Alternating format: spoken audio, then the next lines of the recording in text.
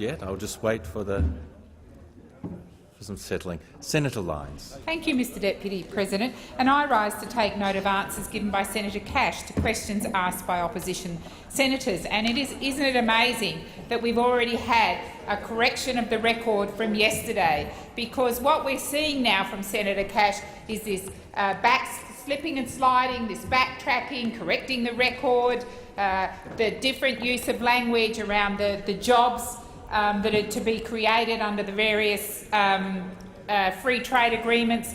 Today she started off with "I was advised," and gone is that banging of the table and the absolute categorical statement of thousands of millions of jobs will be created. And we heard today that there can be, she used the term "can be," jobs on offer from China. So gone is this "there will be," it was "can be" today, and today it was based on sound modelling. But we, of course, didn't get any reference to the sound modelling, and I'm just wondering if when she said that today, she meant the sound modelling she was referring to yesterday, and she's just stood up and corrected the record on that. So perhaps tomorrow she'll come in and correct the record once again on whatever the sound modelling was that she was relying on today, that according to Senator Cash is going to create thousands of jobs. I mean, what are we to believe here?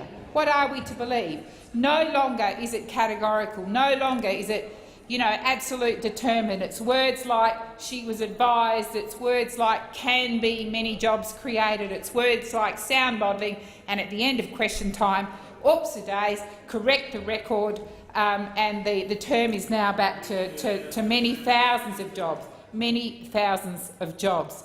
And yet again we see last night in relation to the Fairwork Bill, when Senator Cameron asked time and time again, where's the proof, where's the evidence? Because we know that Senator Cash, according to what she says, she likes to have an evidence-based framework. She's on the public record as saying that.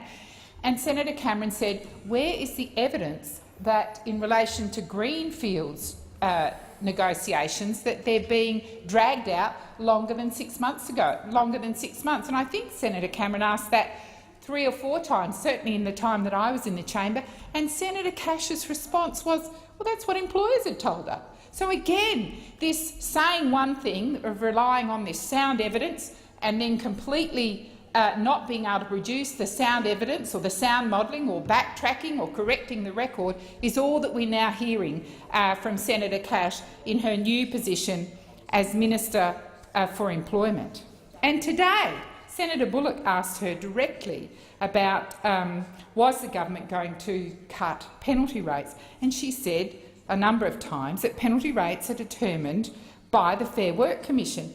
Yet just a couple of weeks ago, on the 30th of September, she said, and I quote, "Any proposal by the government to reduce Sunday penalty rates will be taken to the next election." So what are we to believe? She stands in here today and says, no, that's the job of the Fair Work Commission. And then a couple of weeks ago she says, well, if we are going to cut penalty rates, which is all they've been talking about, we will do that at the next election. We'll take a package to the next election. So who are we to believe? What are we to believe? What's the truth here? Well, the truth is they haven't got a clue, but they've got a very clear mandate on cutting penalties.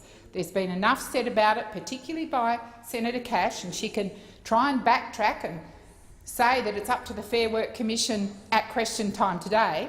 But in an interview on the 30th of September, she said the government would determine the package.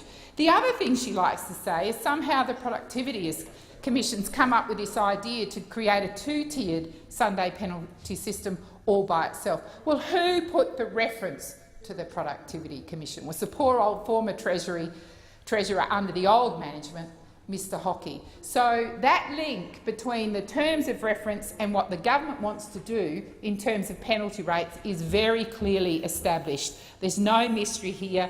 The terms of reference given to the Productivity Commission give the Productivity Commission plenty of room to deliver the response that the government can change penalty rates right to them. And that is very clearly demonstrated when on the 30th of September Senator Cash said in a radio interview if we're going to cut penalty rates, we'll take it to the next election. She didn't mention the Fair Work Commission in that interview. Just like today, she had to correct the record on her modelling of yesterday. Let's see what tomorrow brings.